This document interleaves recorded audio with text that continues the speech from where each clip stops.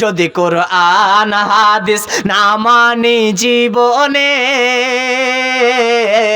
কি হবে গো মৃত্যুর পরে।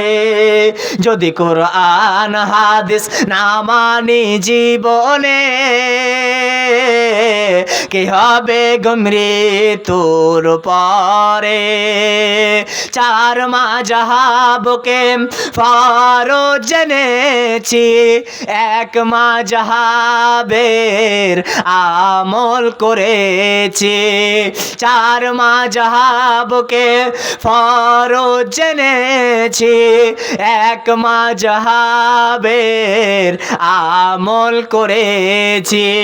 কোরআন হাদিসের দিকে, কোরআন হাদিসের দিকে দেখিনি তো ফিরে, কি হবে গো মৃত্যুর পরে।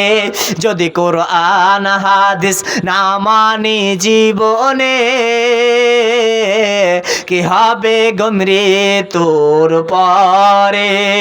ও মুসলমান, তুমি আল্লাহর কোরআনকে যদি না মানো, মরার পরে তুমি শান্তি পাবে না, মৃত্যুর পরে তুমি শান্তি পাবে না।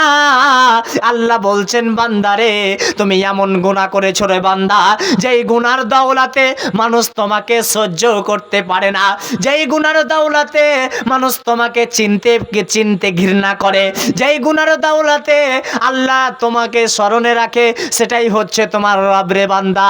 তুমি এমন একটা কাজ করো, রাতের অন্ধকারে যেই রকম এই টাইমে আমি বলি আপনার জীবনের যত কোনো গুনাহ থাকে, আপনি এখন বলবেন, মৌলভী সাহেব আমি গুনাহ করেছি, অনেক পাপ করেছি, আল্লাহ আমাকে বললেন, আল্লাহ বলছেন বান্দারে তুমি এত এত এত গুনাহ করেছো, তুমি আমাকে তুমি ভুলে যেও না।